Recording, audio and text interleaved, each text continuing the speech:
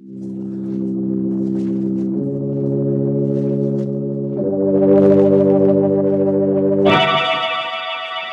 Tea and Lipton Soup present Inner Sanctum Mysteries.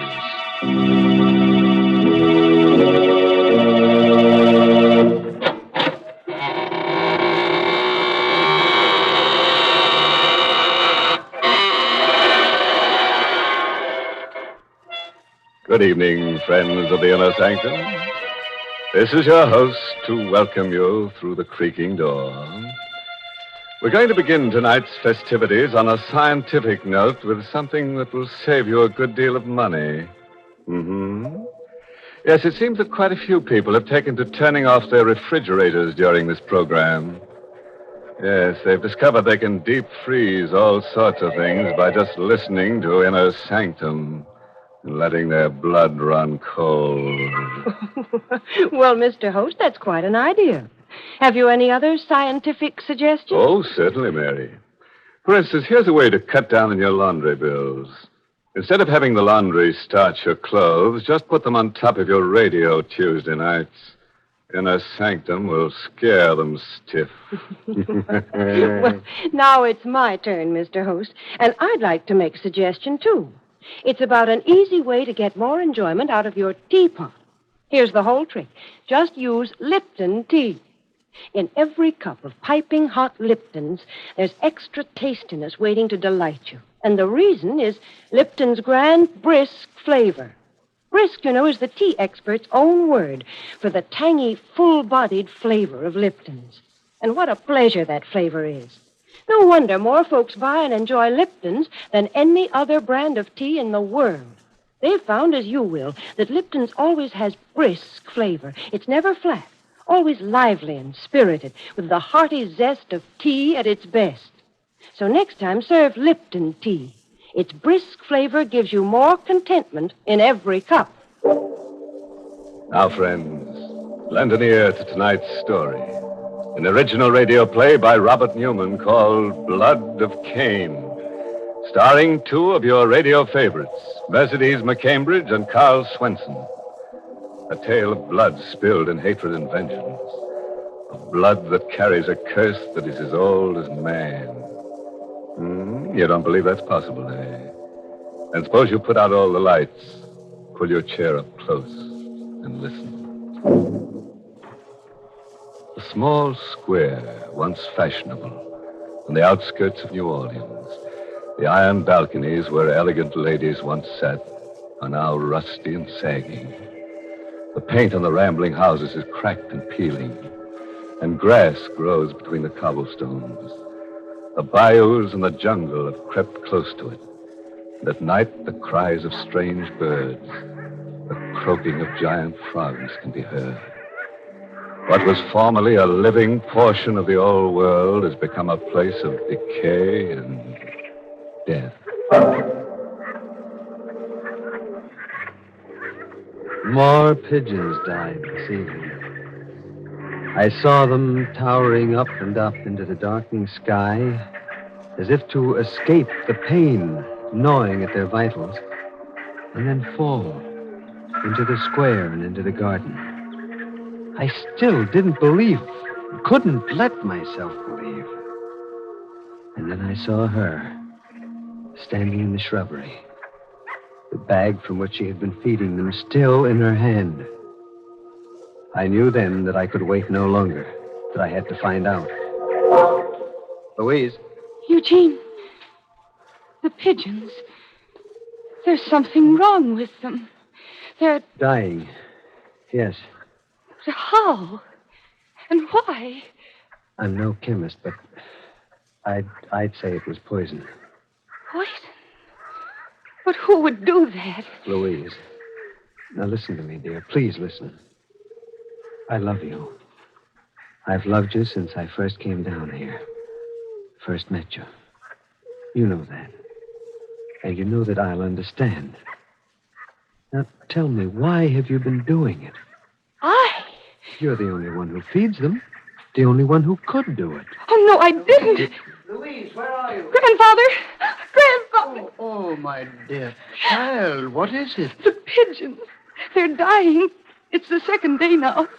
And Eugene said... He said what? Have you looked at any of them, Dr. Philippe? Examined them? Will you go into the house, my dear? I'll be along in just a minute. But, Grandfather... Please, dear. Yes, Grandfather. Of course. I'm very sorry you did this, Owen. Mentioned it to her. Did you examine any of the pigeons? I did. Poison. Probably from my laboratory. But then you know... I know a great deal, Mr. Owen. I'm her grandfather. And I think it would be very wise if you kept away from Louise. Did not see her again. What? Well, that's ridiculous. I love her. I'm sure you do. But perhaps I did not make myself clear. If you continue to see her, it might prove dangerous for you.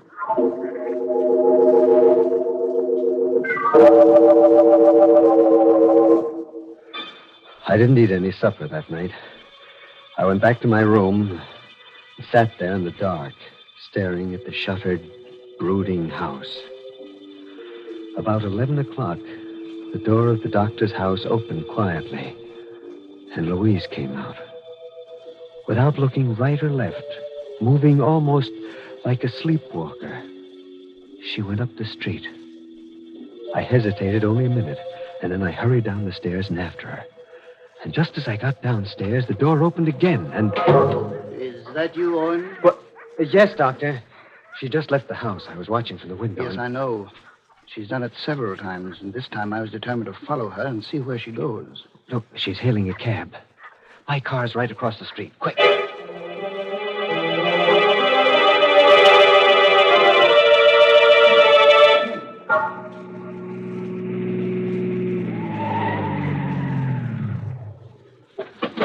Louise went in there. What kind of a place is that?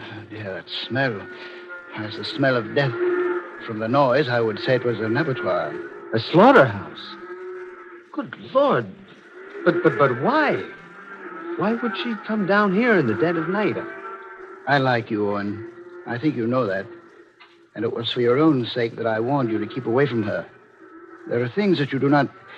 Well, that you cannot know about her. No? Well, we'll see. I'm going in and get her and find out from her. Just a moment. There she is, just inside the gate, talking to the watchman. No sense arguing about it, lady. I just can't let you in. But you must. You've got to. You always did before. That's just it. Now, once was all right, even twice.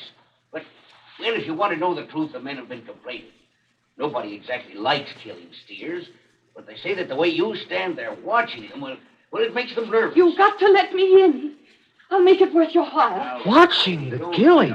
I've just got orders from the That's awful. It's horrible. I'm going in and get her. No. In the state she's in, well, having you come on her suddenly would have a very bad effect. But you wait here. I'll go. No, don't hit me. No. Louise. What in... Here. What happened? The watchman. This stone here on the temple. Louise! Why did you do this? I don't know. I had to get in here. He wouldn't let me in. Take her out to the car, Owen. Come on, let's go. He can't go now. Leave him lying there like that. He's hurt. He may be dying. No, it's not serious. He's just stunned. We can phone for an ambulance as soon as we get home. But we've got to get her away from here immediately.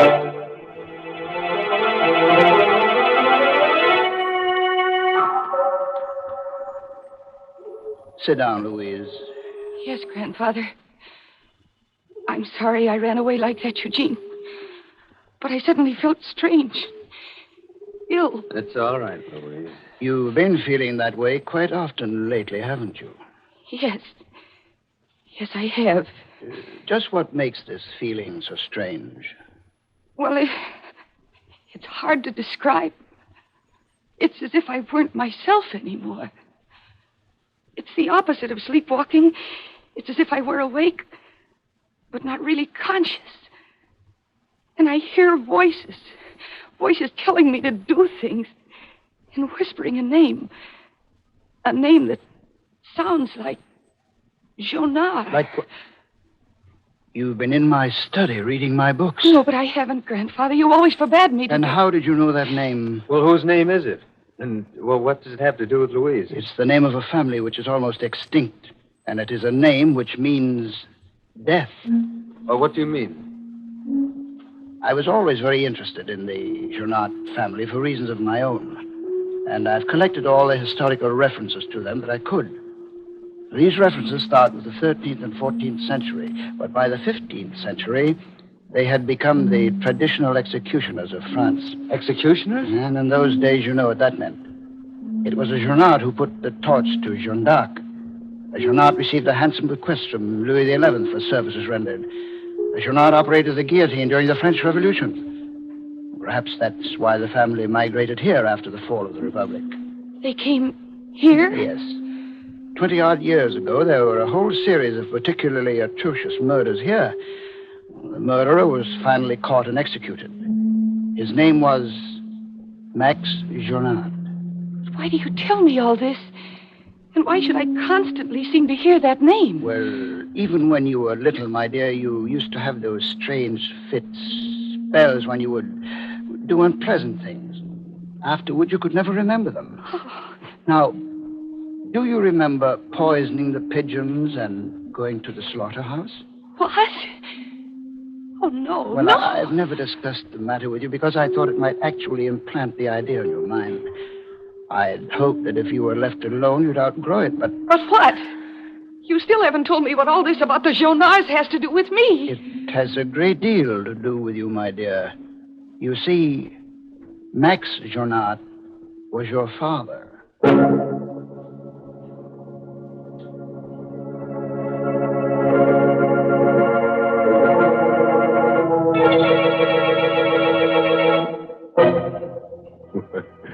Well, now there's a girl with a real tradition in her family.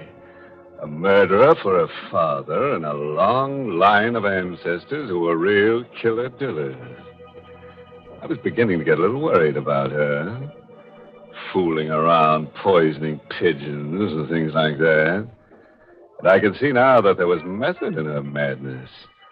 After all, practice makes perfect. Good gracious, Mr. Host. Louise may turn out to be a very dangerous person. Yes, Mary, she's not the kind of a character you'd like to have ringing your doorbell. I should say not.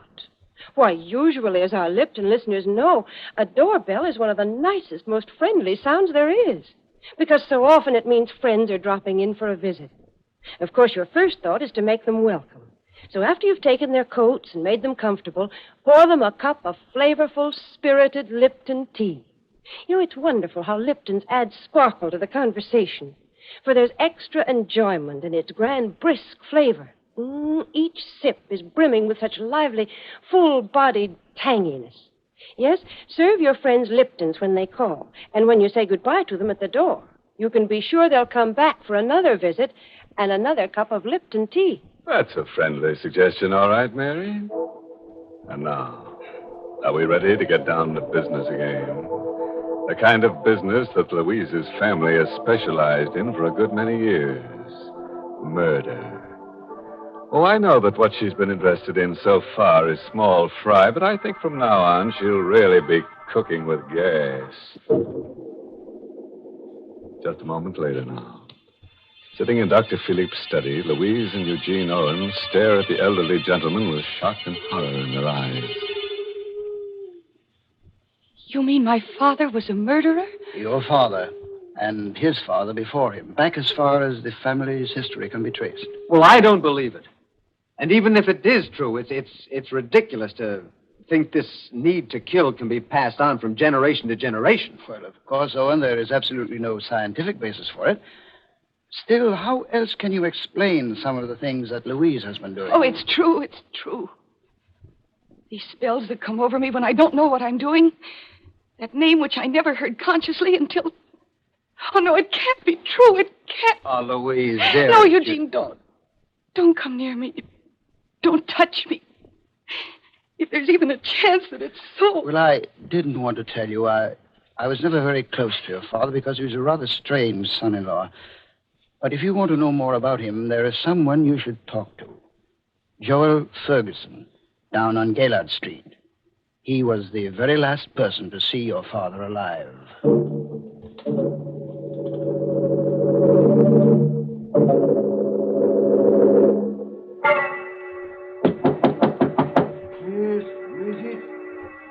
Mr. Ferguson? Yes. Who is it? My name is Louise Philippe. I'd like to talk to you for a few minutes. Just a second. Come in. In here. Thank you. What did you say your name was again?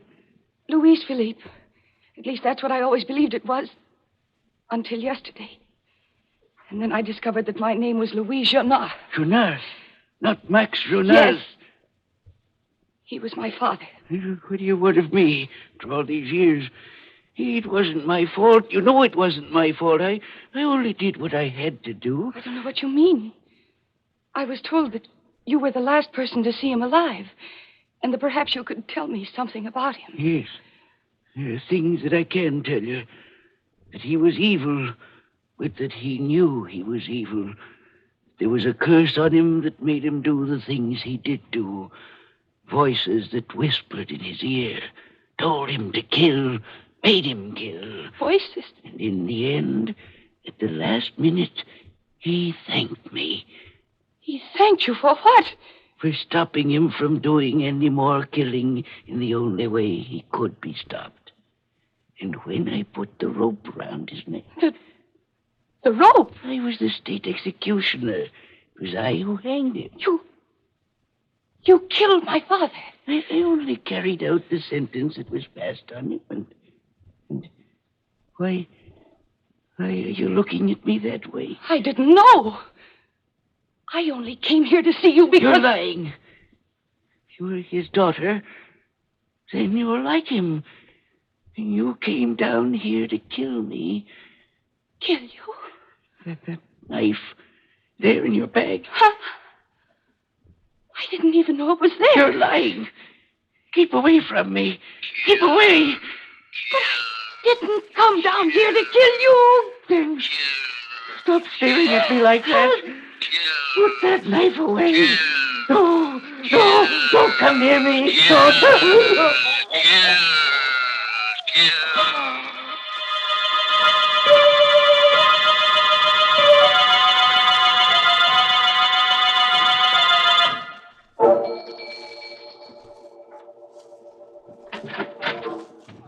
Good evening, Mr. Owen. Where's Miss Louise Benson? I must see her right away. I'm sorry, sir, but she's not in. She went out about a half hour ago. Oh. Well, where did she go? I'm afraid I don't know, sir. She didn't say. Well, what about Dr. Philippe? He's not in either, sir. He left right after Miss Louise as soon as he heard that she'd gone out. Oh? It seemed to me, sir, he looked rather worried. He said something about Mr. Ferguson. Ferguson? Great Scott. If she went down... Thank you.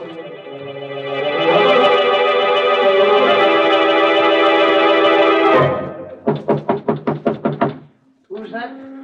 I'm looking for Miss Louise Philippe. I was told that she... Is that you, Dr. Philippe?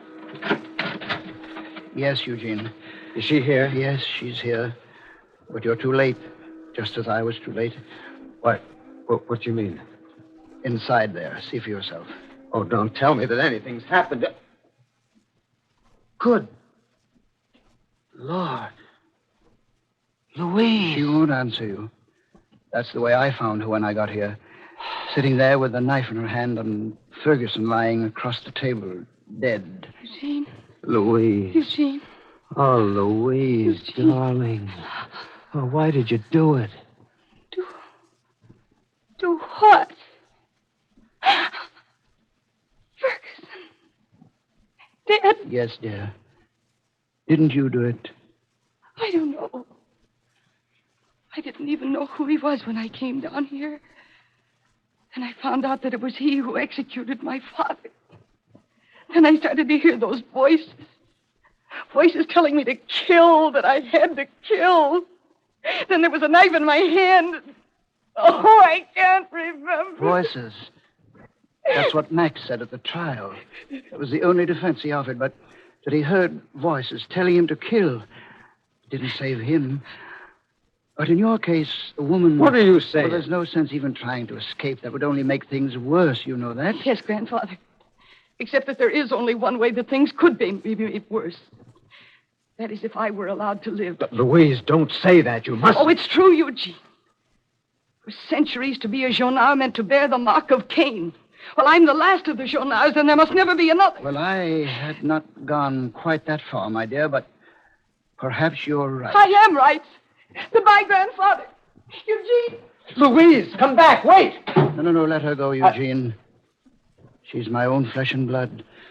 But I think that may be the best way after all. Yes? Well, we'll see. Louise! Wait, please! It's no use, Eugene. It's all very clear. Clear as witch's brew. Yes, it is. Yes, it is. Maybe it's because of our love that I understand. Maybe that was what was wrong with the Jonards. They never knew love, only hatred. But there is a cure. It lies there, in the river. Louise. No, please, dear. There's a curse on me, on all the Jonards that ever were. You're right. There is a curse, but not the kind that you think, dear. Listen, I was at the library all afternoon reading, and I think I understand now, for the first time. You understand what? The nature of the curse and how it can be ended. Because it can be ended in only one way.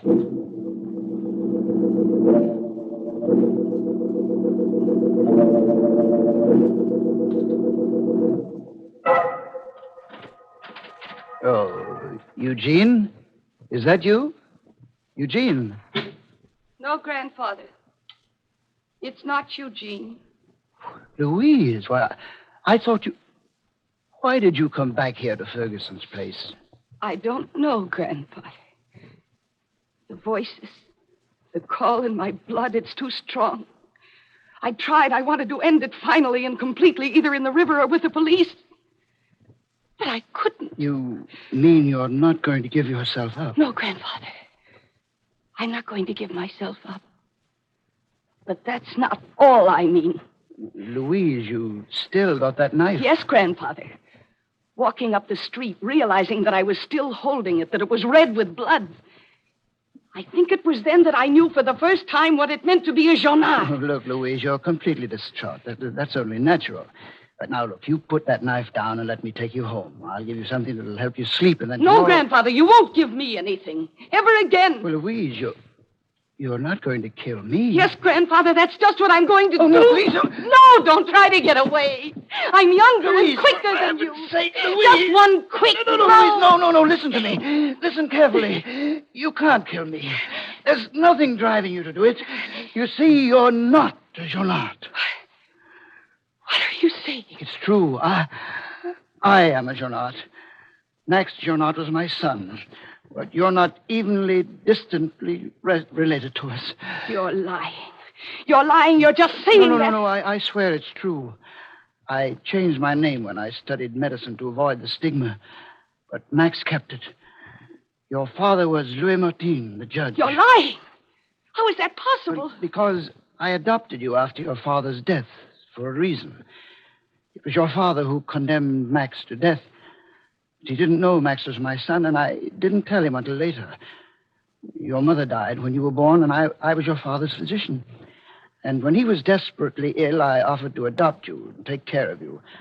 And then when the papers were signed, I told him who I was, what I was going to do, that I was going to destroy you to avenge my son. And that's what killed him. But all those horrible things I've been doing, poisoning the pigeons, killing Ferguson... You haven't been doing them. It was I who did them. Using drugs and suggestion to make you believe that it was you, so that you would either destroy yourself or... Oh, thank heaven, Eugene! Eugene, did you hear? Yes, dearest, I heard. And I told you, didn't I? Eugene! So it was a trick. A trick to trap me. Yes, Doctor, it was. I was at the library and at City Hall all day looking up the records. Here, drop that knife. No, Owen. This won't be as poetic a death as the one I'd planned for her, but... The lights! Louise, put the lights out! Oh, that won't help you. Either of you. You won't get away. I'll find you in the light or in the darkness. And... there you are. Die, then. Now you'll die. Die! Louise! It's not I. It's not you. What did... Then who did... Let go of me. Let go of me. Lights! Louise, quickly. Eugene, what happened? Who did he... Ferguson. Yes. He stumbled into him in the darkness, thought it was one of us. Then he must have tripped. The knife. He must have fallen on the knife.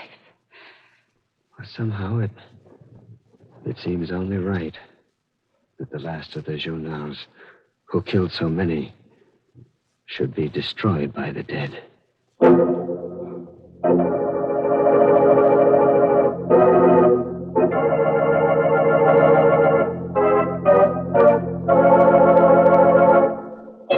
Oh. Too bad, Doc. You were a character we certainly could use on this program.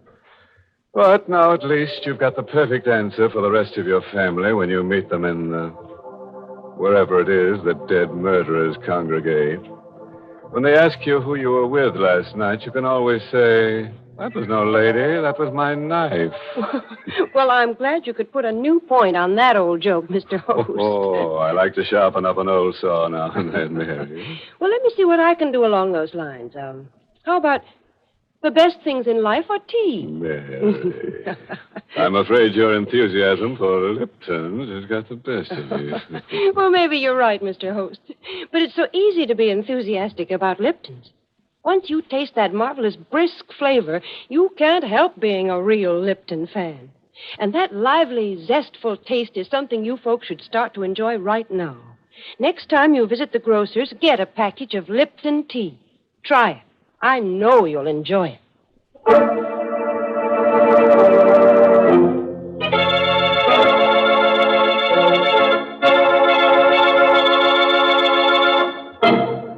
May I add a word of advice, friends? If you should happen to bump into an elderly gentleman dressed all in black on a dark street some night, don't get into an argument with him, especially if he happens to be carrying a blood-stained knife. After all, you can end up just as stiff if you're dead right as if you're dead wrong. Oh, by the way, this month's Inner Sanctum mystery novel is The Pavilion by Hilda Lawrence. And next week's Inner Sanctum story, brought to you by the makers of Lipton Tea and Lipton Soup, and directed by Hyman Brown. Next week's story is called Skeleton Bay. It's about a lady novelist who writes murder mysteries until she decides she'd rather be a character instead of an author. She chooses Skeleton Bay as a vacation spot, but it turns out to be her last resort. Now join us next Tuesday on Skeleton Bay. Until then, friends, good night. Pleasant dreams.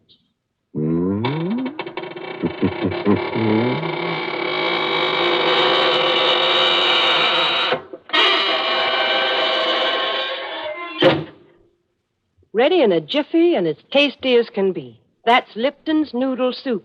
It's a grand chickeny-tasting broth full of tender golden noodles. You'll love its fresh-cooked, homemade flavor. And Lipton's Noodle Soup is ready to serve in a few quick minutes. It's economical, too. It costs less and makes lots more than canned soups. Ask your grocer for Lipton's Noodle Soup Mix tomorrow. And don't forget to tune in next Tuesday night for another Inner Sanctum mystery.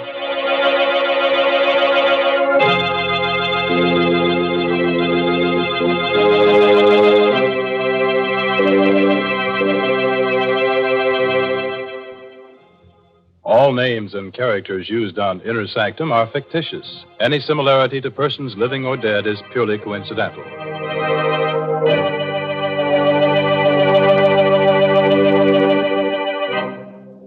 This is CBS, the Columbia Broadcasting System.